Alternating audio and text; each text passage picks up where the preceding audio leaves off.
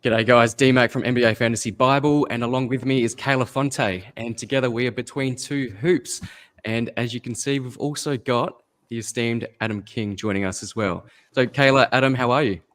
I'm doing well. How about you guys? Doing really well. Now, Kingy, what time did you get up this morning? What time is it there at your end?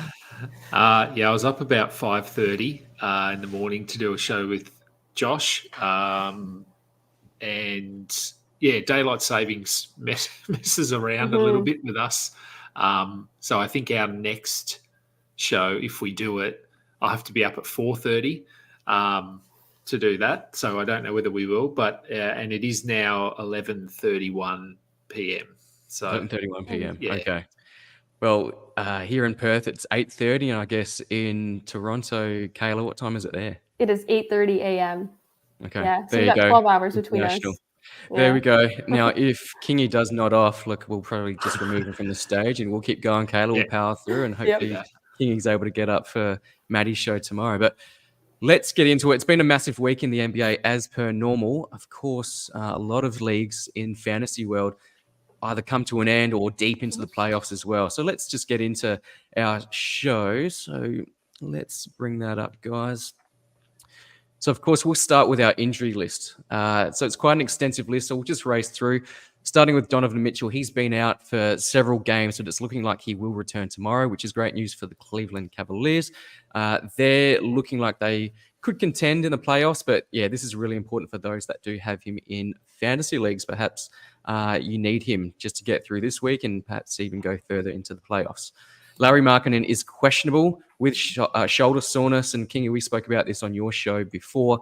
I think it was a quad issue prior to this. Now it's shoulder soreness. Whatever it could be, there's always going to be something with Utah and the tanking team as well with Larry Markkinen. Any thoughts on that, guys?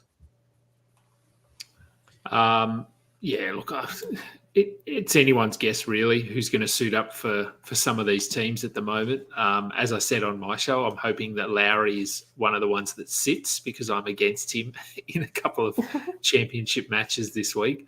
But yeah, look, the fact it's a new injury, I mean, maybe he plays through this.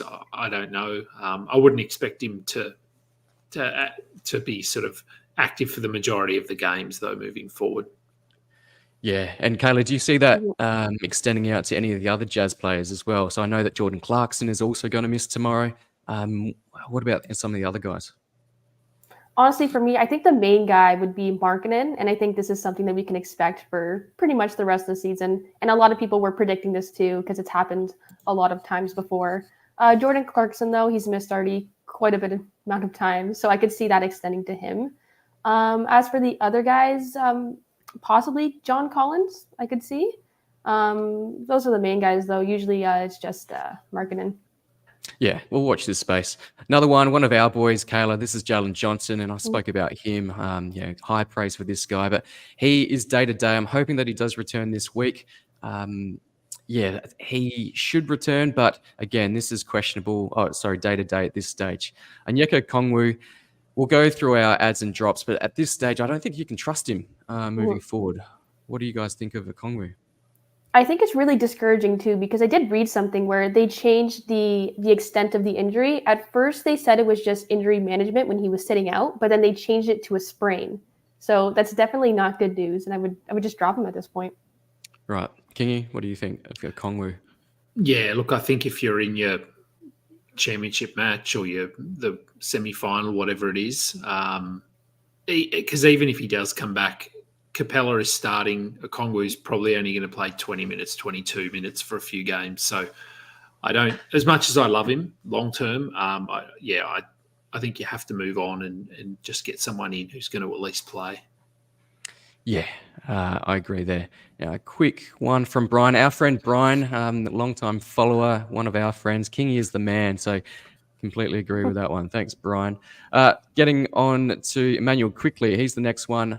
He's missed a couple, but he's probably day-to-day with conditioning. So he had a hip issue before, but yeah, he's been out with some conditioning as well. So I would expect that he does return, but keep in mind that the Raptors have a pretty bad schedule coming up. I think they've got one game in 4 days, and that game is on Sunday as well. So look, perhaps there's an opportunity for you to stream. And if you are desperate for the win this week, perhaps quickly, someone like even a Linux as well, maybe there are some guys that you may want to stream through. What do you guys think?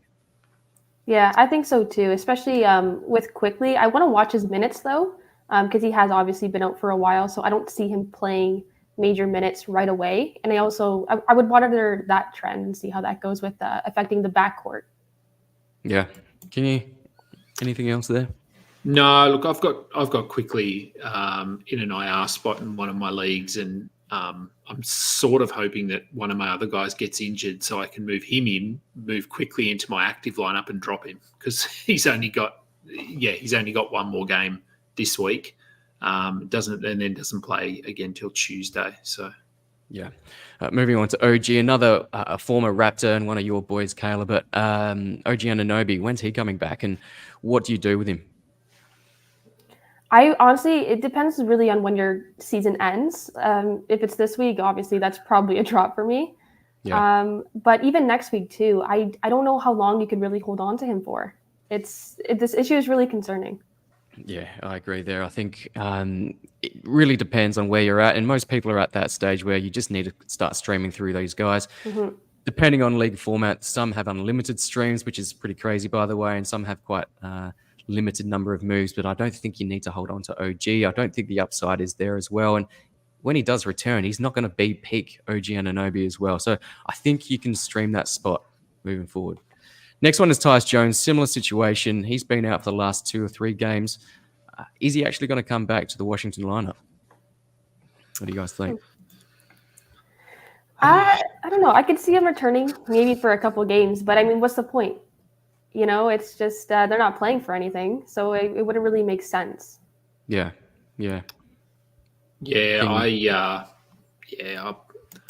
I wouldn't count on him coming back. I've seen him dropped in a few of my leagues, and no one's really added him or talked about going to pick him up or anything. He's missed. I'm just looking at how many games he's missed. My internet obviously wants to go to bed as well, so he's missed. He's missed 7. So he's been out for almost 2 weeks now, and yeah, I wouldn't be surprised if he's done for the year. I think so, and there's going to be a common theme. We'll race through the next few as well, but a lot of teams are just there's no reason for them to be playing. Similar to what we were saying with Jordan Clarkson, Larry Markkinen, and we'll get to a few others in a second. But Rashawn Holmes, he was looking really good, and he was really popular pickup earlier in the week, but then he left the game early with a toe issue. I think that just elevates and consolidates the value of Marvin Bagley. Yeah, I think he's a must-add right now. Marvin Bagley, yeah, and I think Rashawn Holmes can be dropped. Even if he does return, I just don't think that upside's there, and I wouldn't be that surprised if Bagley regains that starting center role. But let's, again, monitor that situation. But for now, I think Holmes can be dropped nice and quickly. Jordan Clarkson we spoke about, but yeah, he should be back in less than a week. But again, depending on where you're at in your weekly matchup, he could be dropped at this stage knowing that he won't play tomorrow. Vince Williams, another one, just Memphis with their shenanigans. You don't really know who's going to play that day-to-day or game-to-game. Vince Williams was looking awesome, but then you had guys like Bane and Jaren Jackson Jr. play, which was somewhat surprising, guys. What do you think about that? That was really crazy. I'm just really glad that I held on to Bane in my IL spot. I mean, he was a drop for most of that time anyway, and if I didn't have an IL, I would have dropped because I would rather have streamed someone for 3 months than get a little bit of production for just a couple of weeks.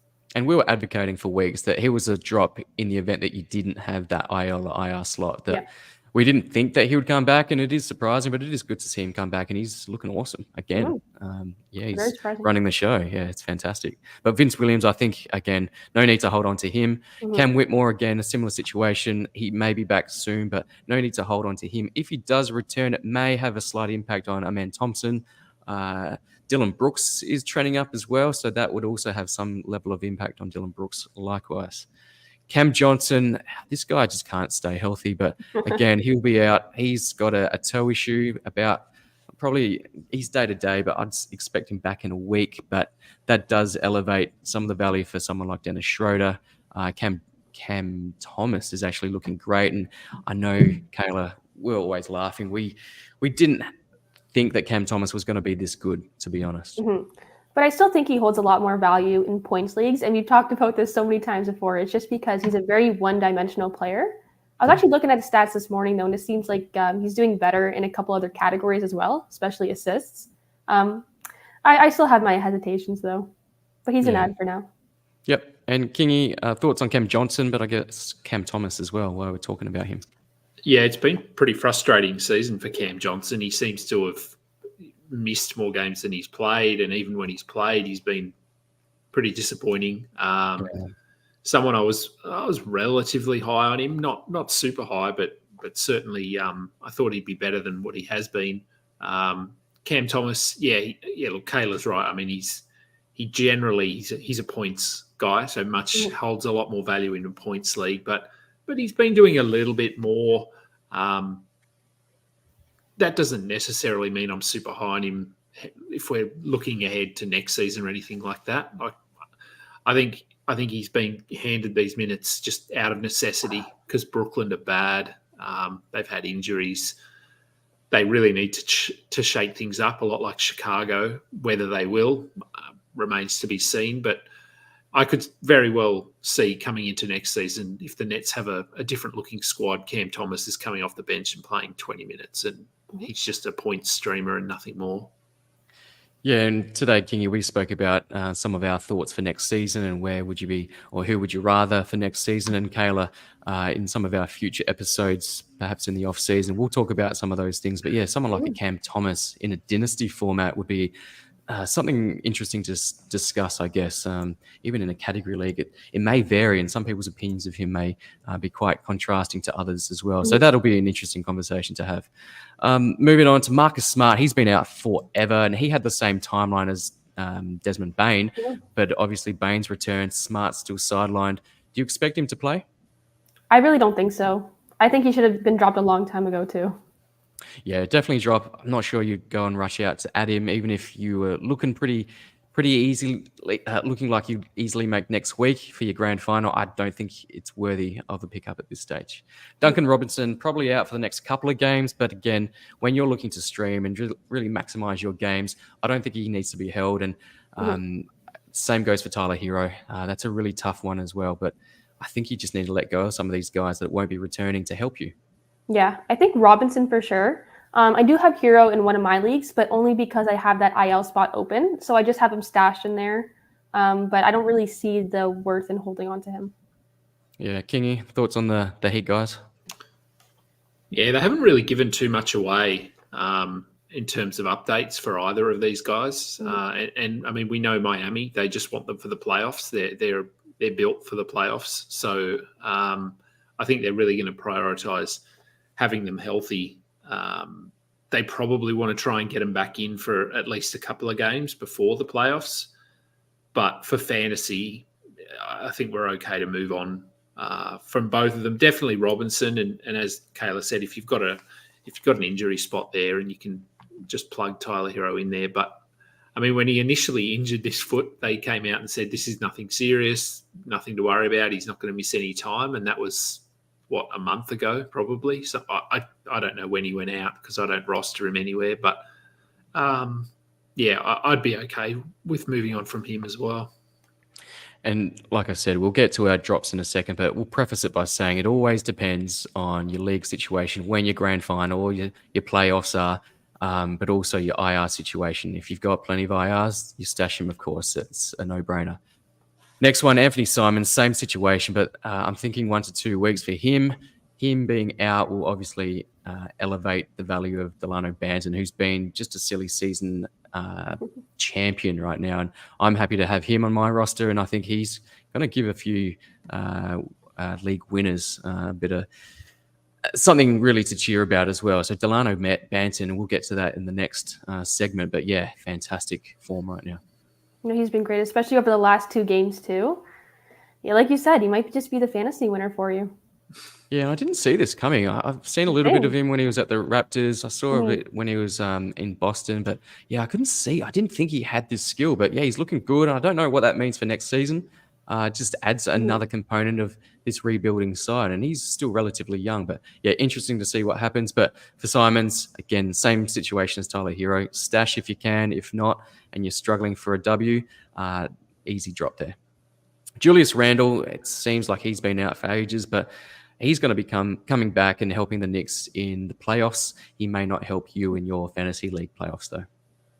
Yeah, I thought he would have returned by now, too. I would have expected it, but I wouldn't be surprised if he's sidelined for the rest of the regular season. Yeah, and there's a bit of shuffling to be had with the Knicks as well. So we've got Mitch Robinson returning, and we'll get to that shortly. How does that impact Isaiah Hartenstein? OG Anunoby would return, I think, in the next couple of games. How does that impact on someone like Dante DiVincenzo, even like Josh Hart as well? So interesting to see how that dynamic plays out there. But any other thoughts on the Knicks, guys?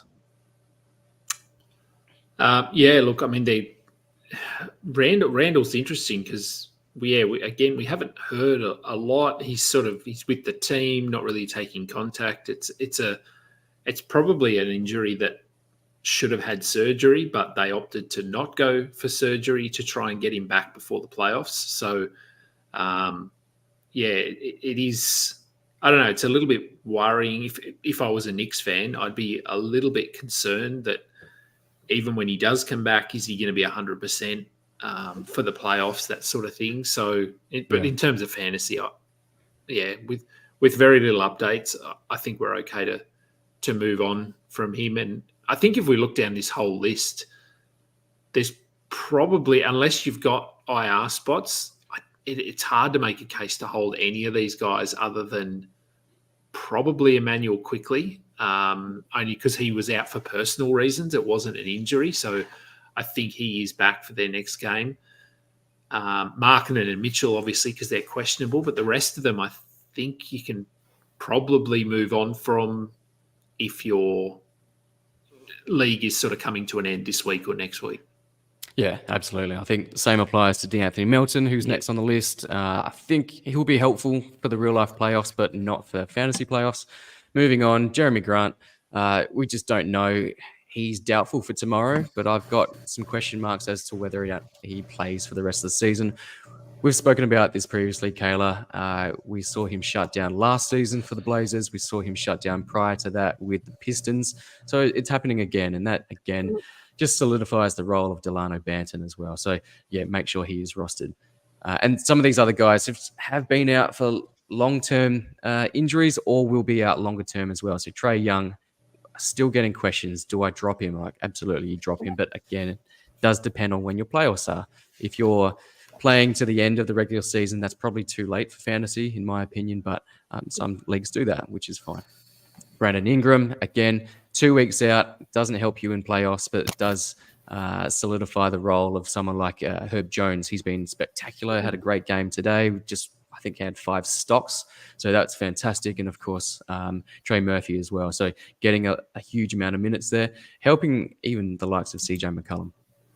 Joel Embiid, Kevin Huerter, Kat, LaMelo. And of course, we heard overnight, finally, huge surprise here, LaMelo Ball, Cody Martin, Shocker. and Seth Curry will be out for the season. And I presume Mark Williams will also have that against his name as well. I've gone ahead and just done it for them. But yeah, I don't expect Mark Williams to be back at all this season. It just, shenanigans from the Hornets, but something that we expected for several weeks to this point. All right, moving on to our ads, holds, and our watch list guys, but also our streaming guys there. So we spent a fair bit of time talking about Delano Banton, so he's an obvious ad for myself. Marvin Bagley with Rashawn Holmes being out. Vasily Micic and Trey Mann, just both of the Hornets. They're looking in prime form, and of course, not that it really mattered, but having LaMelo confirm, or Hornets confirm that LaMelo won't be returning, just solidifies their roles furthermore. Any thoughts on that, guys? Yeah, for me, for the Hornets, Mann would be the preferred pickup. I've held on to him for the past few weeks, and I know a lot of people have been rushing to drop him after like a mediocre performance or something like that. But yeah, his stats aren't really eye-popping, and they're not what we expected from based on the first few weeks when he was traded to the Hornets. But he's still giving you really good value in the main Cats. He can even give you some steals here and there too. We can expect some duds, but I still think that he has to be rostered. Yeah. And Kingy, who do you prefer out of Mičić and Man? Yeah, look, I think it's Man as well. I think Misic sort of gets you those assist numbers, but Man does a little bit more. He did have that sort of down period. He had a little injury there. But yeah, look, I think it's probably Man. He's playing 30 minutes a night. I just think he's a little bit more consistent than Micic at the moment. So I think they're both probably must roster players, but Man would be the priority. Yeah, and I guess just based on where we're at with the playoffs as well, and the fact that they had a 2-game week last week, that the Hornets, that is, it's not surprising that both of them are actually readily available in a lot of leagues as well. So just make sure that they are rostered. Miles McBride, this is another guy that has flourished recently. I guess OG Anunoby has helped, but Miles McBride, he's solidified that starting role. And as long as OG is sidelined, I think McBride needs to be rostered as well. I think so too, especially when he's playing huge minutes. I'm pretty sure there was like one game where he played literally the whole game. So exactly, 48 minutes, insane. Exactly. And I think Dibbs was saying that he's had a lot of time on the bench, a lot of time to rest. So he's got a lot of juice in the tank. So why not play him 48 minutes? But yeah, he's looked good. But again, just understand that once OG does return, Miles McBride won't be playing 40 minutes a game, I would expect. Anything else there, Kingy? No, yeah, I think you have to add him. Yeah, as you said, yeah, he did play 48 minutes. He played 46 and a half minutes in another game.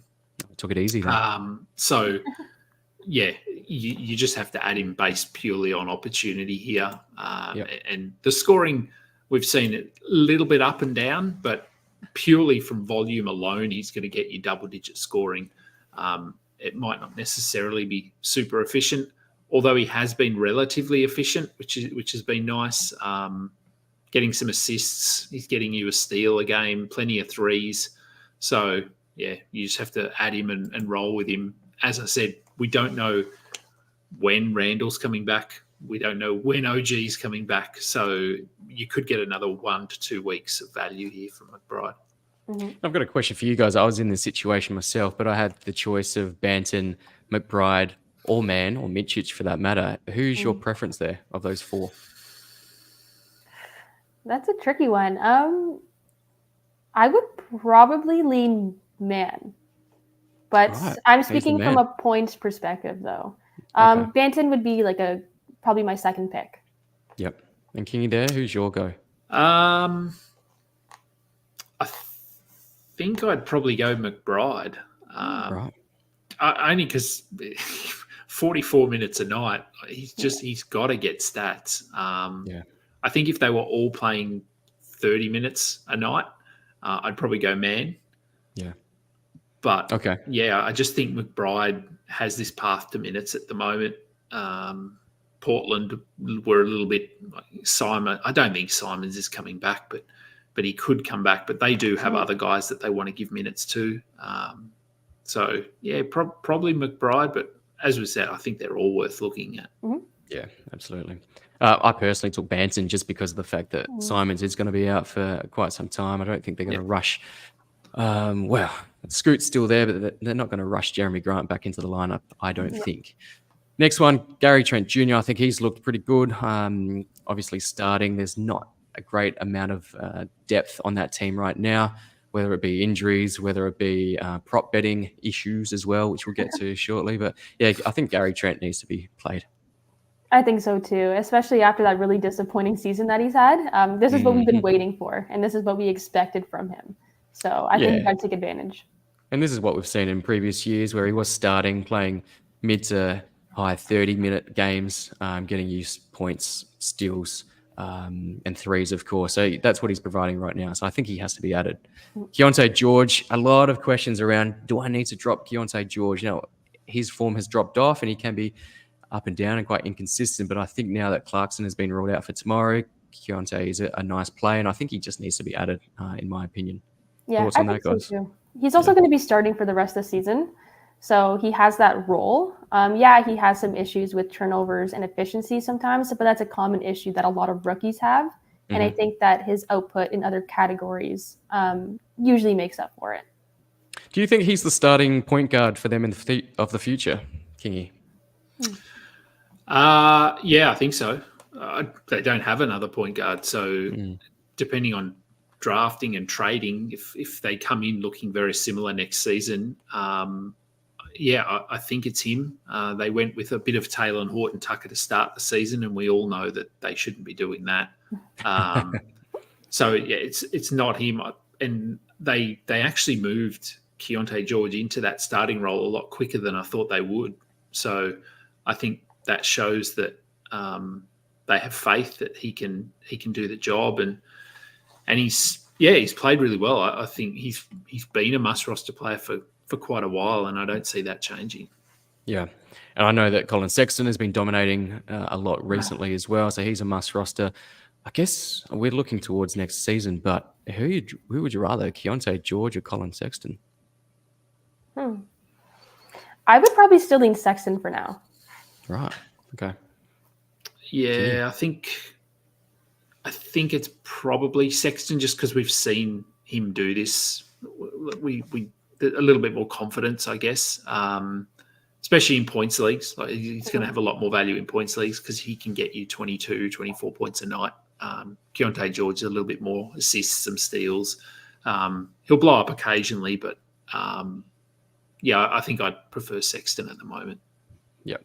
And the last guy on the list of the ads is Trace Jackson-Davis. I know people are streaming him, but I just do think he has to be rostered. I don't think he's necessarily just a stream. I think he's worthy of an ad just outright.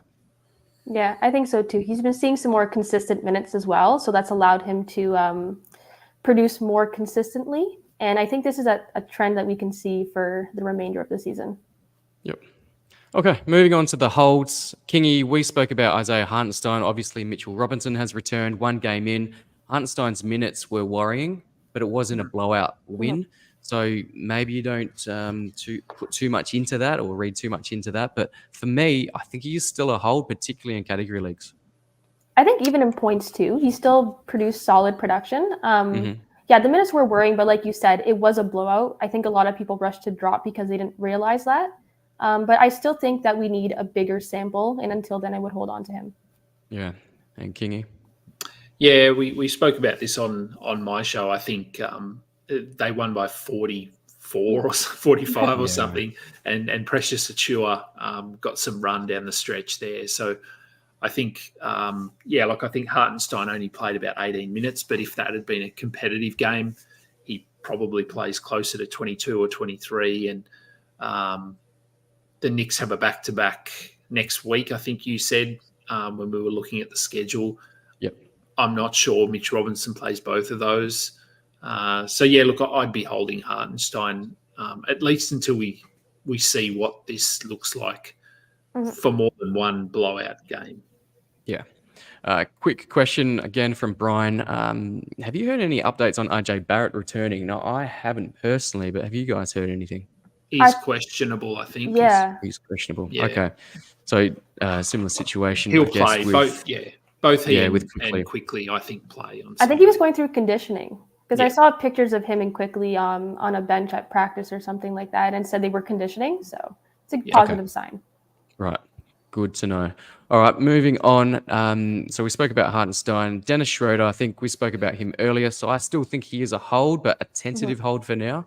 Kelly Olynyk, again with Toronto, don't have the best schedule, but I still think he is a hold if you can afford it. If you are, again, battling, and he does have that game on Sunday, doesn't have a game until Sunday, perhaps there's an opportunity for you to stream, but I still think he is a hold. Yeah, I would hold if you can, especially because he can give you multi-cat value. Not like crazy numbers in every category or anything, but just enough to make him a good ad for fantasy.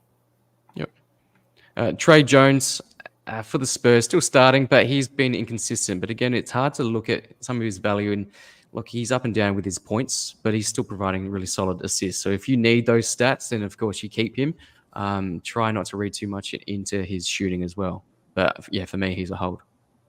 Yeah, I would say a hold too. He's been a little bit disappointing in points leagues over the past few games, but I still think just because he has that those big minutes, that opportunity, you still have to hold him, at least for now. Yep. And finally, TJ McConnell. So he's still backing up Halliburton, but he is carving out a nice role.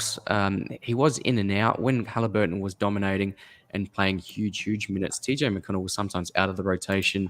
Nembard was playing instead of him as the backup one. But TJ McConnell's found a nice role for him as the backup point guard. I still think he's a hold, but he's not getting you those elite steals that we were probably accustomed to from TJ McConnell. Mm-hmm. Yeah, in points he's been pretty decent. The only thing is like sometimes he could be a little bit up and down, and in that case he might move more into the streaming column. But I think that right now I would still hold on to him and kind of monitor that production. Sure. All right. Speaking of the streaming column, let's get into it. Kingy, what do you think of Mitchell Robinson? Are you picking him up? Yeah. Look, I think if you're just streaming him in for blocks and rebounds, he looked pretty good. First game back, he played decent minutes. As we said, there is a chance he misses the back-to-back, so that would make him a tough player to sort of view as a hold.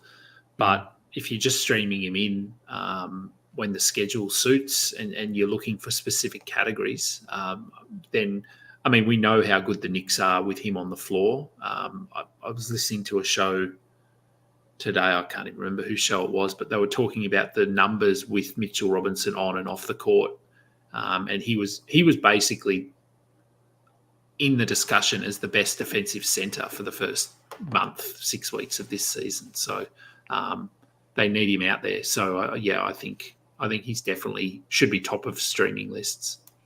Yeah, I think he's a favourite of Thibs as well. So it wouldn't surprise me if he does regain that starting centre role at some stage. We didn't see it in the first game, but we may see it moving forward. Cole Anthony has been on fire in the last couple of games, but just consider the fact that Gary Harris is probably going to return in the next game, so that may impact on Cole Anthony's output as well. But I think he's still a solid stream there.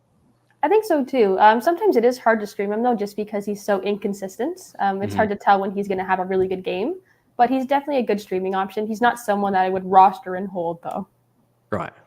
His teammate, Jonathan Isaac. This is probably more for category leagues because, he can be an elite defender, probably less important for points leagues. But again, you can stream him if you need those steals or those blocks. And he's actually been shooting the ball quite well recently. Yeah, he had a 24-point game or a 23-point game recently. Yeah. So, I don't mind Isaac. I'd just beware. I know they're on a back-to-back Friday, Saturday. I wouldn't be surprised if he misses one of those, though. Josh and I spoke about this on the show this morning, and it's hard to know because if you go back through his recent game log, he's played some back-to-backs. He played very limited minutes in couple of those games, then he missed some back-to-back, so there really isn't a sample size here for us to look at. So and I think Orlando's second game might be against Memphis, if I'm remembering from the show this morning. So there's a chance that they sit him against Memphis. Yeah, a bit of an easier matchup. So, that would make sense. Dylan Brooks, we spoke about, he's been in better form, but, keep an eye out for Cam Whitmore's return. Jock Landale, obviously, with Şengün sidelined, he's got some value there. He perhaps could have been an ad, but for me, he's still a streamer-level type of player. I think there are better options to be added right now, but what are your thoughts on Jock, Aussie Jock? I would just stream him as well. He's not something that I would hold on to just because his production has been so erratic. He's had a lot of good games. There was one game, I think, where he had 7 blocks. Obviously, that's not sustainable. Yeah. But he's still giving you some good value here and there. But it's almost like he has one good game, then one bad game, then one good game. Like, it's back and forth. So it's hard to hold. In that case, he's more of a streamer. Yep, I'd agree there. Larry Nance, he was a really nice stream. I know that they had a nice schedule earlier in the week or even at the end of last week. But, again, he's still a stream for me. Valanciunas was trending down. A better game in the last one, but I think Larry Nance is a decent streaming option if you need good field goals, steals, good rebounds. I think he's your man there. DeAndre Hunter, obviously the Hawks are hit on the wings. No Sadiq Bey, Jalen Johnson still on the sideline, so DeAndre Hunter is a viable option there. Yeah, and it's kind of been the same issue with him too, just the consistency. But he has that opportunity. Obviously, there's a lot of injuries going on right now. So I would still look to stream him. And Kingy, thoughts on Hunter? We get him in because we think, or we've seen him be quite efficient with his shooting, even from the line. But in yesterday's game or today's game for us, 0 from 3 from the line. So that's a bit of a dent because he doesn't do too much else. No, he's a little bit Cam Thomasy. He just gets you some points and not much else. But as you said, the opportunity's there because they don't have a lot of depth. I mean, they're starting Vit Krejci, who probably a lot of fantasy managers had never heard of him a month ago. So, yeah, the opportunity's there. If you all you need is points, then give him a look. But as you said, 0 of 3 from the free throw line, that hurts. Yeah, I was considering putting Vit on this streaming list, but he's playing nice minutes, but he's not providing anything. So I don't think he's even worthy of this streaming list right now. But yeah, keep an eye out for Vit. Bruno Fernando, he's looked quite good, but of course, Okongwu's been out. Do you guys trust what Fernando's doing as the backup center to Capella? Honestly, not really. More so from a points perspective. I was looking at his game log this morning. He's in my league. He was giving about 15 to 20 fantasy points, which it's decent. But if you look at the minutes, they're very low. Yeah. So it's hard to trust that. He had a couple of good performances, but I probably wouldn't stream him unless there's not a better option available in points. Yeah, and I think it does depend on Okongwu's availability moving forward. Yeah. If Okongwu is out and you need some big man stats, I think Bruno is a viable option. But yeah, it's something to monitor as well. Malik Beasley again. Milwaukee have one game in 4 days, I believe, and I think that game is tomorrow. So he's okay for a stream there, but past that, I think he can be safely dropped.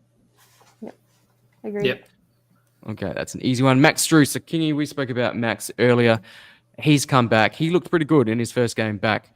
Preface that with the fact that we're expecting Donovan Mitchell to return as well, which may help him as the facilitator, open up some open threes as well for Max Drew. So do you guys think he's an ad or is he more of a streamer level guy at this stage?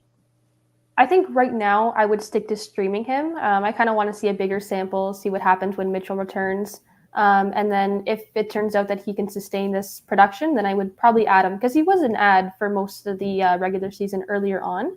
So I want to see if he can replicate that. Yeah, and Kingy, so I guess that would impact George Yang as well. So yeah, keep an eye on that dynamic. But yeah, Max Drew is just someone to consider there.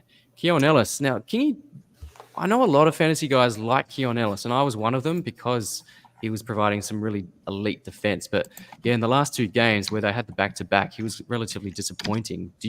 Would you still consider him as a nice stream, knowing that Kevin Huerter is still sidelined?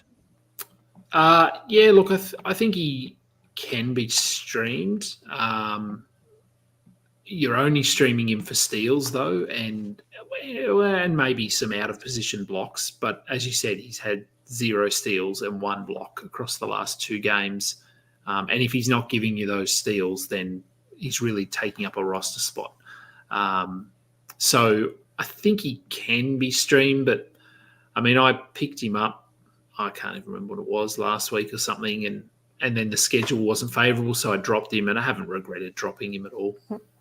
Yeah, I picked him up for the back-to-back where he was a solid option with that back-to-back, but he didn't give me solid usage and output, which was disappointing, but hey, we roll on.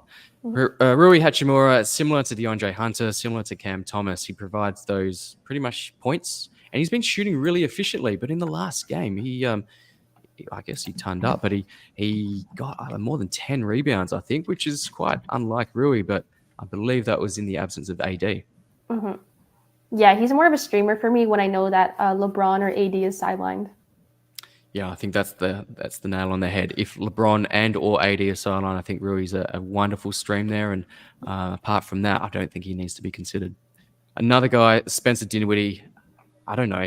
I'm not sure why he's on this list, to be honest. I've put him there just to really consider him in the event that LeBron does continue to sit. And he came out earlier this week saying that it's looking like he may, I'm not phrasing correctly, but he may look to rest down the stretch as well, and which is somewhat surprising because I guess the Lakers are vying for a playoff berth as well. So if LeBron does sit, that opens up some opportunity for Spencer. Yeah, I think he has a better role though when D'Angelo Russell is sidelined because he had that one really big game when Russell was out due to an illness, and I think a lot of people rushed to add him. Like I think in Yahoo, like his percentage went up like 7%, and I was like, oh, I don't think so, just because it was because of that injury. But yeah, if LeBron's sitting out, that means it opens up a lot more opportunities for other guys. Yeah. And I think fantasy managers, particularly those in category leagues, are somewhat hesitant anyway, because even when he was playing humongous minutes at Brooklyn, he was barely a top 100 guy. He has a lot of holes in his game. So, yeah, there's some hesitation there anyway. More so with points, Spencer I Dinwiddie. guess. I Yeah. think so. He's more suited to points leagues. Andre Drummond, I talked to Kingy about this earlier, but it's looking like Nikola Vucevic's minutes are trending down. Just look at the last 3 games. He's closer to that 30-minute mark, whereas for the rest of the season, he was probably closer to the mid 30-minute mark. So just keep an eye on that. And if that continues to trend down, or perhaps he does start sitting games here and there for the Bulls, it opens up that opportunity for Drummond. And we saw earlier in the season when Drummond had a good couple of weeks, maybe even longer, while Vucevic was out. He was elite. He was outstanding. It was Drummond of old.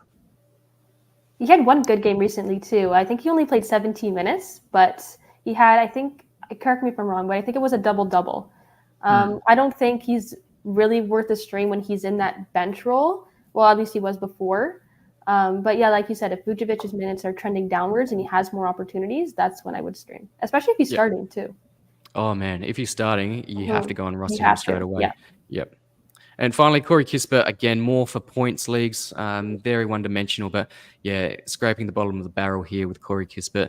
I thought with the opportunity, he would provide a little bit more, but yeah, we're just showing what he's really made of at this stage. There was a couple of flashes in games where he did provide a couple of defensive stats, but apart from that, points and threes really for Corey Kispert. Yep. All right, moving on to our drops, but also our droops. And I don't know if everyone's familiar with this term. We're trying to get it to catch on, aren't we, Kayla? But droops are those that are trending towards a drop. So not necessarily a drop at this stage, so more a hold, but will likely be a drop. But let's get into our drops first. Obviously, LaMelo, Mark Williams, obvious drops we spoke about earlier. Towns, Embiid, and Trae Young, depending on, again, when your season finishes. And for the majority of us, it'll be very soon, if not already. They're clear drops, in my opinion. Yeah, I think so. Yeah. Next, Peyton Pritchard. Fantastic opportunity during the week. He really dominated, as did Sam Hauser. So really good minutes. But of course, Boston were resting some of their guys, just little ailments, just getting them fresh, ready for the real-life playoffs as well. So I don't think they necessarily need to be held at this stage, just with their guys coming back. So Peyton Pritchard and Sam Hauser are drops for me. Thoughts, guys? They're definitely not holds. If anything, they're streamers. I think that down the stretch, we'll see a lot more of the Celtics stars resting, and that's when you have to stream them. But you don't have to hold on to them. They're not going to give you good production when the team is healthy. Yeah, true that. Chris Paul, playing, which is good, but old, and not producing. So I don't think you need to hold on to him at all. I don't even think he's necessarily worthy of a streamer spot at this stage. So for me, he's just a drop. I guess if you did, or you were desperate for assists and perhaps some steals, Chris Paul was an option, but I don't think he needs to be held at this stage. Kingy, what do you think there? No, I think we can move on. Streamer, best case, stream him for assists and steals, but he's not playing big minutes. The Warriors, I don't know, they just don't look great. So I've seen he's been sitting on my waiver wire in a couple of leagues, and I've sort of looked at him and wanted to add him and sort of think back to better days when he was playing well. But yeah, I've gone in other directions on all occasions. Yeah. It's a bit like old ESPN. I think Kevin Garnett was still available in fantasy 5 years after his retirement. So yeah, I was looking at him, Kevin Garnett would look nice on my team right now. But yeah. 3 big men in a row. So James Wiseman, Rashawn Holmes, and Onyeka Okongwu. We spoke about Holmes and Okongwu just because they're injured, or it's quite questionable as to whether they return in the next game. So I think they're easy drops. James Wiseman, he's a drop just for the fact that Jalen Duren has now returned to the lineup, and Wiseman as a backup center, don't think he is worthy of a 12-team slot. Yeah, I would agree with that too. I think that if anything, I would stream him when I know that Duren is out and that they're very short-handed in the front court, because he's been pretty decent in that role so far. So I would look to that. Yeah, and when he did start for Duran, when he was out, he looked fantastic. I think it was at least a couple of games, perhaps even 3. But yeah, apart from that, I don't think he needs to be rostered. Going back onto the Warriors, Brandon Pajemski, a similar boat to Chris Paul, but he's now coming off the bench. Clay's regained that starting role, and I think that definitely has hurt Brandon Pajemski. Yeah, I think because of that, he's a drop for me. Yep. Easy one. We'll move on there. Buddy Hield, yeah, he was big. I was big on him after trade deadline, but since then, Philly's getting healthier. They've got a few guys back, but also Buddy Hield's just not producing. So I think he's an easy drop there. Yeah, this one was a bit surprising too, because like you said, we were high on him like earlier on when he was traded to Philly, and he was producing. He was doing great. He was producing. Yeah, and then Melton was sidelined, and that's when we were like, oh, perfect. He has that solidified opportunity. But like the minutes have been pretty low. The production hasn't been there. So in that case, he's a drop. Yeah, I think Oubre is one. Batum is another that's sort of taken away some of the opportunity as well. But yeah, Buddy Hield, easy drop for me. Hingy, Jonte Porter. Prop betting, that's pretty dodgy. That reminds me of old school Pakistani cricket days. Prop betting, particularly on your own games as well. That's quite disgraceful. That's wild. Yeah, it doesn't look good. I know Michael Porter came out today and sort of said he doesn't believe that Jonte would put his career at risk for this, and of course he's going to say that. So I wouldn't expect him to say anything else. But yeah, look, it definitely doesn't look good for him, given that they know which games these were, the amount of money that was being laid out for his unders, and then he plays 4 minutes due to illness and an eye injury or something like that.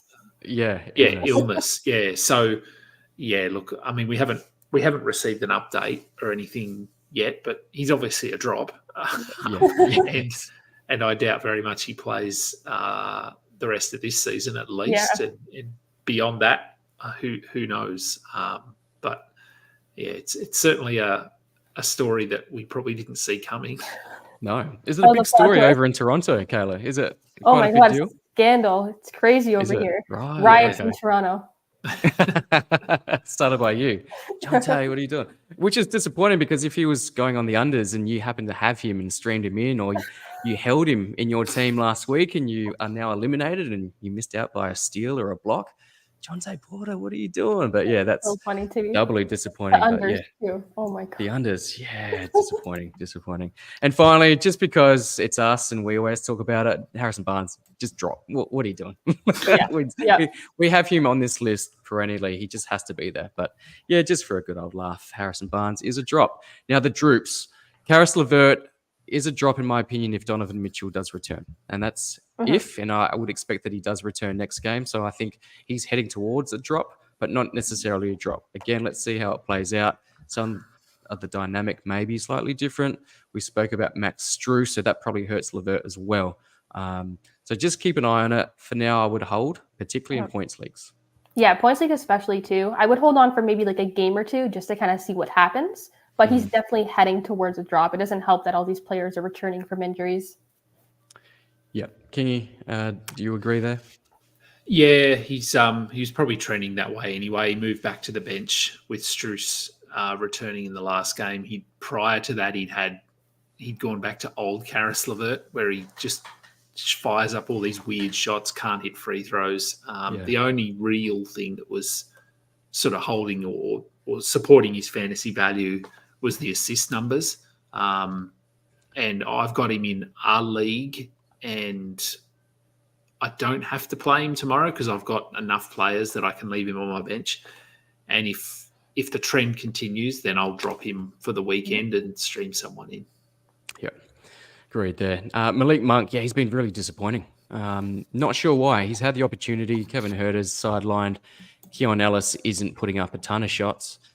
Just Malik Monk, his shots aren't dropping. So I would still be holding him. But yeah, he does have these hot and cold spurts throughout the season. He's still, as we looked it up, Kingy, he's still the favourite for the Sixth Man of the Year award, the red hot favourite at $1.20 for Australian terms. But yeah, Malik Monk, quite disappointing at this stage. Yeah, but like you mentioned before, like this is the story of his seasons where he's just very hot and cold. and you got to stream him when he's hot and then drop when he's cold. And that's this kind of situation. But the only reason that he's a hold right now is just because he has that opportunity with Herder out. So I kind of want to see how that plays out. But I mean, it's crunch time, so you have to make moves, and you can't afford to wait so long. Yep. And the last two, Memphis Grizzlies drooping towards a drop, but bear in mind that Jaren Jackson Jr., is he going to continue playing? And if he does, they would be drops. If he sits, as I would expect, and then Desmond Bane would probably sit, then these guys are probably must-roster guys. Yeah, but who knows with the Grizzlies, honestly. Like, we say this every show, like, just stream anyone with a pulse. Like, yeah, you really got to just look at that injury report and then make moves accordingly. Like, it just shifts so many times that who knows. And can you throw into the fact that Brandon Clark, Mm-hmm. I know you were high on him a couple of seasons ago, but Brandon Clark has returned as well.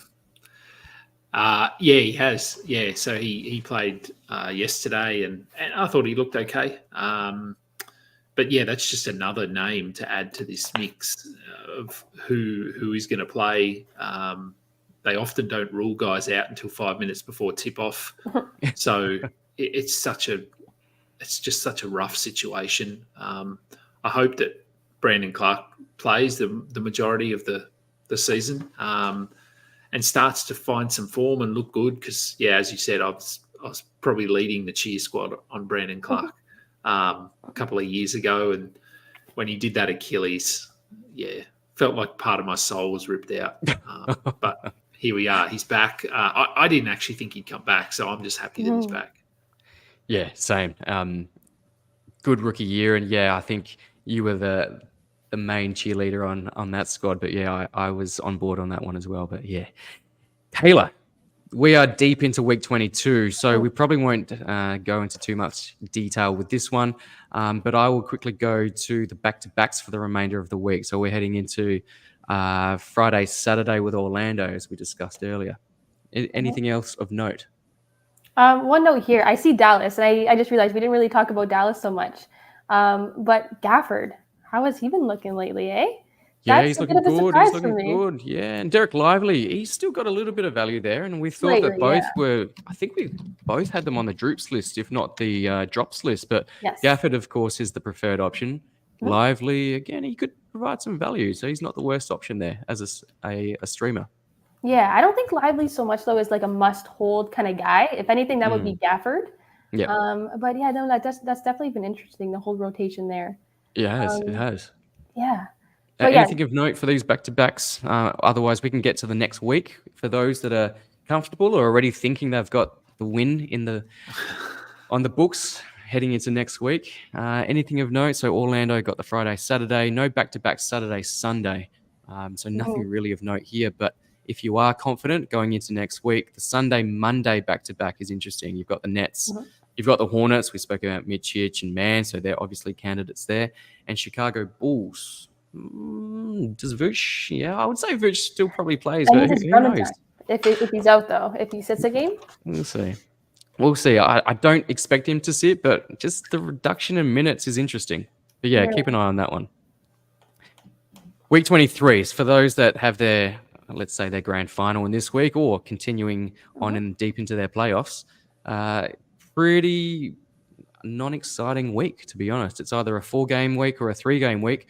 Those that have 3 games are at a big disadvantage. Yeah, because like you see here, it's 26 teams who are playing 4 games. So that means it's a pretty busy week. But if you're looking at only 4 teams playing 3 games, you definitely got to look at some streaming options there. But that's Chicago, Denver, San Antonio, and Utah. So if you're going to stream, go for any other team than that. Of course, obviously, it depends on injuries as well. But you're not really going to be streaming anyone from, let's say, probably Denver. Chicago has a couple of must-add players, but that would be Desunmu. We got Caruso as well, possibly even Drummond. Like we said, it kind of depends on what happens with Vucevic.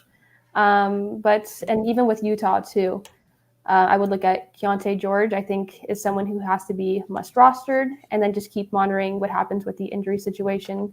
Hendricks is someone I would look into as well.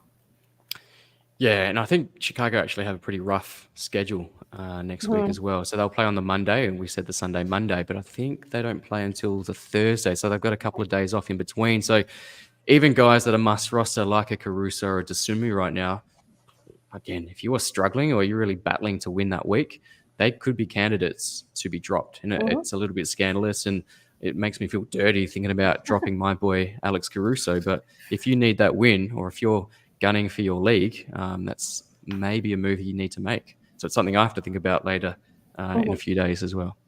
Okay, thank you for that, Kayla. Now, finally, before we take any more questions, if there are any questions, we got a lot from Brian, but from no one else, which is surprising. But let's just go into this mock draft that Kingy here, the esteemed Adam King, put together. 14 fantasy analysts, and we went through this probably a couple of weeks ago, Kayla. We had finished half of the draft at that stage, and we went through our reasoning behind some of the picks as well, but we've also got Kingy here as well. Perhaps we can go through our full list. We did 10 rounds. Of course, it's 14 teams, so a little bit deeper. So bear that in mind. It is 9-cat format as well for those that have joined us and they're more preferring their points leagues. It's something still to consider, but it may not always be applicable to you as well. But Kingy, did you want to take us quickly through your team? And you've probably already done this exercise on your show and with others as well, but Jokic was a no-brainer at pick 3. He dropped to pick 3. Yeah, I feel like I've probably done it on a couple of shows, but it does feel like it's been a little while now since it wrapped up. We moved through it a lot quicker than I thought, which is always nice. And yeah, when I put the call out, the response was very positive and very quick. Everyone was very quick to say, "Yep, I'm in." So obviously, a lot of people who have their teams bundled out in the playoffs, that sort of thing, and we're just looking to next season. So, so I got pick 3, and yeah, I think that's a pretty consensus top 3 at this point for next season: Wemby, Shea, and Jokic. So I just took whoever was left, went with Jokic.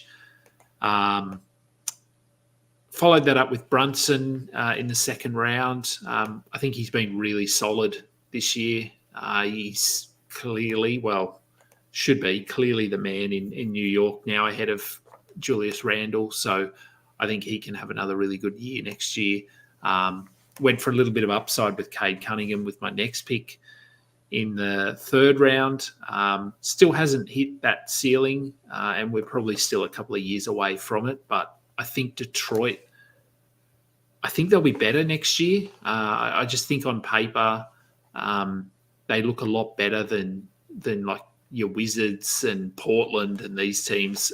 I still don't think they push for the playoffs or anything like that, but I think they'll be competitive.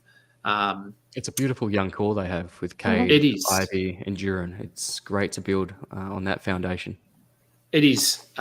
There's a few holes as well. Asar Thompson, yeah. I think they need to get off of Isaiah Stewart and get someone else in there alongside Duran. But so like I said, I don't think next year is the year that they break out or anything, but I think they'll be competitive enough that Cunningham plays majority of the season. Franz Wagner, very solid there, I think, in the fourth round. I see him as sort of a perennial top 50, top 40 player for the next few years. And sorry, Kingy, just to go back to Cade Cunningham, I've just projected my mind to 2 years from now, and it's something with a dynasty mindset as well. But do you see Detroit possibly tanking again for perhaps an opportunity to get Cooper Flagg? So he's a highly touted prospect in 2 years from now.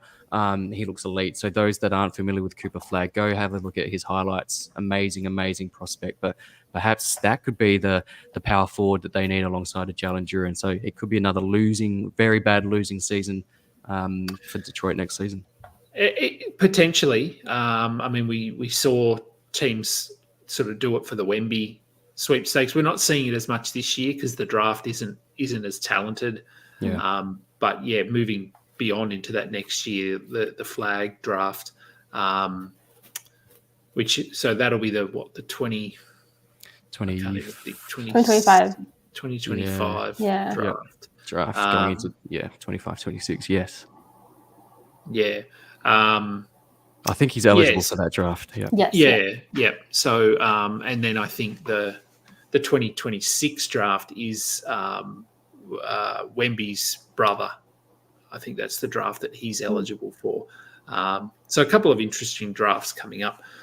Look, maybe that's the case. I think they'll probably gauge that, see how they start the season next year. If it's like this year where they lose, 20-something in a row or something ridiculous, then probably they go down that path again. But I'm prepared to take a flyer on Cunningham there. Yeah, absolutely. As I said, then I went with Wagner. Miles Bridges, again, pretty solid top 60 kind of player. If he's moved in the off season to Phoenix, that's been a rumored landing spot. But if he is shipped off somewhere where the usage is not there, he probably falls back. And this is probably not a great pick, but based on what we know now, I'm okay with it. I went with a Kongwu, still pretty high on him. I'm hoping that Atlanta decide to move forward with him as the starting center. But we've been saying that for 2 years now, and they're still rolling out. Say that exact same line. The exact same line. We've been hoping that for 2 years. Yeah. Now, I thought it was going to happen this trade deadline, but nope, Capella's still there. Yeah. We were sort of seeing glimpses of it before he got injured. So, I don't know. It gives me hope, but we'll see. Rozier, I don't like that Rozier pick at all. I don't know why I picked him, but look, it's fine. But he hasn't looked great in Miami. I don't think it's not a bust pick, but there's really no upside there. I don't think. Safe. Then Charlotte Rozier would have been fantastic. Charlotte Rozier there would have been great. Yep. Bogdan Bogdanovic, we spoke about him on my show as well. He's been a top 70 player this year.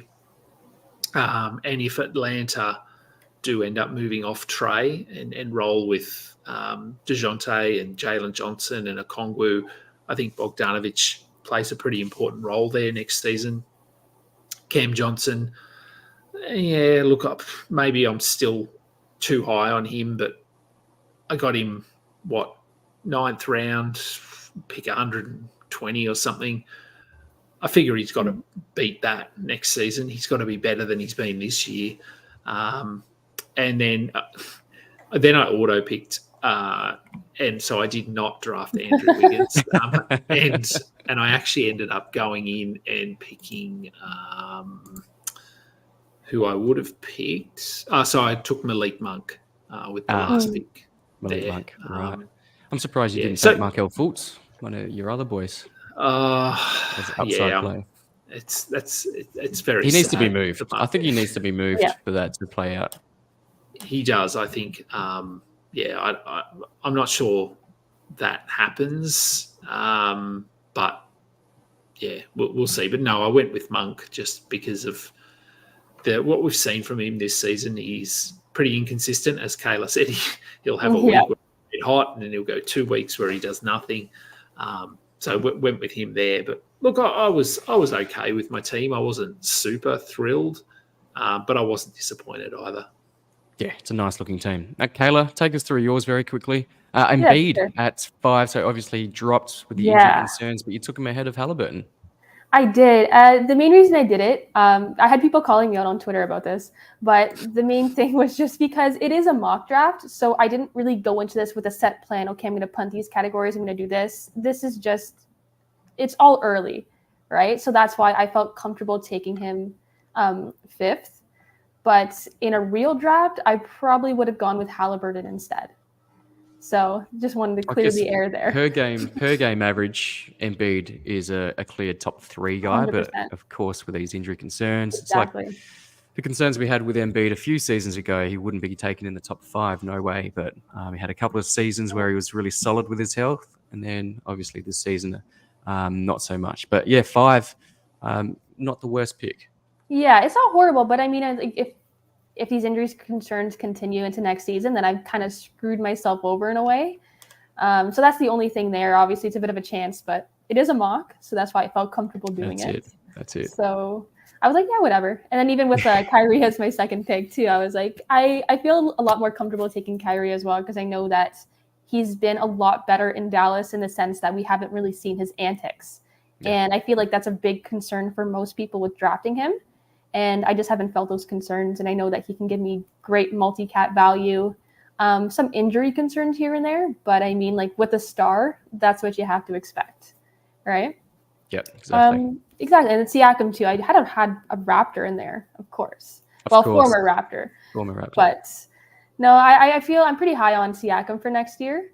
I was a little bit concerned when he was traded to the Pacers just to see how he would work alongside Halliburton, Miles Turner, how everything would work out with that. But I think that as he adjusts, gets more comfortable, I have a good feeling about him for next season. So that's why I picked him. And then following that, I went with another former Raptor, DeMar DeRozan, just because of the whole situation with, I don't know what's going to happen with the Bulls. I wouldn't be surprised if LaVine is moved. If that case, I think it opens up a lot of opportunities for DeRozan. Of course, depending on what kind of return they get. But that's kind of more of a speculative pick. But even now, he's balling out with LaVine out. So I know that the Bulls have their share of injuries every season. And that's why I feel like when DeRozan steps up, he's definitely a really high value player. And I think it complements your first two picks as well. So Embiid, who could miss games, Irving could miss games as well. DeRozan is a bit of an Iron Man, so he tends not to miss games as well. So it's a nice compliment there. Yeah, exactly. I was a little worried too about injuries, but I mean, you can't really focus on that so much with this because they're unpredictable. Yeah, you can avoid like the injury-prone guys, but I mean, at the end of the day, you don't know what's going to happen with it. You got to be careful, but at the same time, it's difficult. Yeah. And then Ingram is your next pick. Yes, Ingram is my next pick. I think I was taking a little bit of a chance here. I'm not super high on Ingram, but I saw him like in the 5th round. I'm like, I guess I have to take the chance. I did drop him in one of my leagues this year, and he was decent besides like the injuries and everything. But we'll see how that turns out. I don't know if I would actually draft him in a real draft next year. That's the only thing. But I don't know. What do you guys think about Ingram, though? Would you have picked him? I was going to say you picked him ahead of another Toronto Raptor, OG Anunoby. I did. I could have made it a trifecta, but I know, right? Yeah, I would take Ingram ahead of OG. Yeah. There's some other upside guys that I perhaps could have gone there. Not necessarily Brandon Miller, but he does have the upside. And he's looked awesome recently, but I don't hate the pick. I'll be honest. I think it's a solid pick. Yeah, looking at it now, like who was drafted after, I think I probably would have gone with this pick again. Maybe he's someone I would have traded at some point in the season. But I think, considering where I was and who came after, I think I made the right choice. But yeah, I think so. Not someone I'm super high on, though. But yeah, next pick, Brook Lopez. I had to get him again. He's awesome. I needed those blocks too, just because I was worried about Embiid. If he's out, then I kind of need blocks, right? What's going on with Lopez at the moment, though? Been quite disappointing recently. Yeah, he has been. He's a little bit older too, of course, so there's a little bit concerns there. But I think for the most part, he's been a pretty steady player, which is why I felt comfortable taking him in the 6th round. Yep, I like it. And then D'Lo. Okay, I love D'Lo. D'Lo is someone I draft every year. I'm always really high on him. And I'm always really surprised when he falls so low. Like in this case, I think the 7th round is appropriate. I'm also kind of thinking of it from a points league perspective as well, just because I've played a lot more in those. But I always draft him late every year. I want to say like the 7th to 9th rounds. He always falls. Right. And then he ends up posting usually like top 50 value for me, which is just amazing. Point situation, in points, of course, I'm thinking more of that, but yeah. And we've seen him go off when AD, particularly when AD or LeBron, particularly LeBron is sidelined, man, just D'Lo steps up. So you could see more of that next season. If LeBron 1 year older, he'll be 40 at that stage. So yeah, perhaps that's a great call there. Yeah, exactly. I know he had that slump too. I don't really think too much of it though, just because every player kind of goes through their own slump, and based on the value that he's provided for most of the season, it's been worth it. Yep. And then Draymond next. So this was a bit of an interesting one. Of course, there's concerns over Green's behavior, technical foul situation, and things like that. But I know that he can give me good production in the main categories. Obviously not eye-popping stats, but that's what I was kind of going for here. And even a couple of stocks here and there too. Yep. And Gordon too. Yeah, I wanted some rebounds, which is why I kind of led with Gordon. He's a little bit up and down. That's the only thing. But I still think he was a solid pick there. And then DiVincenzo with my last pick. This one was a little bit tricky. But I think I made the right pick here. I still have a good feeling about him going into next season. And I know that the Knicks obviously deal with a lot of injuries every season, which is why I thought he'll probably have more opportunities at some points. So it's a little bit speculative there, but someone to take a chance on. Absolutely. Yeah, I'd love to see how that plays out at the Knicks next season. Now, very quickly before we wrap this show up, 13, I had AD available, so that's a no-brainer. Top 5 per game performer. We have concerns around Embiid's health. We had the same concerns around AD's health, yet AD slips to 13. Give me AD. Again, Donovan Mitchell, our first rounder this season, but he slipped into the second round of a 14-teamer, so he's gone at pick 16. Again, a no-brainer for me, so I picked him ahead of Ant-Man, which some may think is not the right call, but I think for a category league, I'm going to take Donovan Mitchell 9.5 times out of 10. Next one, I've gone for value. Next couple of picks, I've gone for value. PG-13 and Jimmy Butler. Yes, I know they're getting older. Their output's not as impressive, particularly Jimmy Butler. But when you can get them in a 14-teamer in rounds 3 and 4, I think you've got to do it just for that per game upside. I've gone a little bit safer, gone in the 5th round with Nick Claxton. I needed some big man stats. He's still a solid performer. I don't see Day'Ron Sharpe taking that role anytime soon. So Nick Claxton is my man there.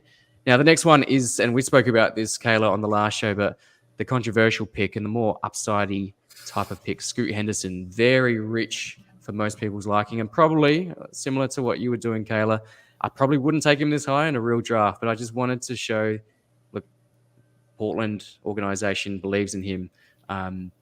That's their man. I know Anthony Simons has been at times their number one guy, but I think Scoot longer term is their guy. So they're going to pump as much usage and minutes into him as possible. So I've just gone for something a little bit left field, but Scoot for me for the upside swing. Michael Porter Jr., very contrasting between Scoot and Michael Porter Jr., but he's safe. He's safe in round 7 of a 14-teamer. Jordan Poole. Now, everyone's main man at the start of this season, then everyone soured on him, but he's actually looked awesome. Like in the last month, I think he's close to a top 60 guy in 9-cat.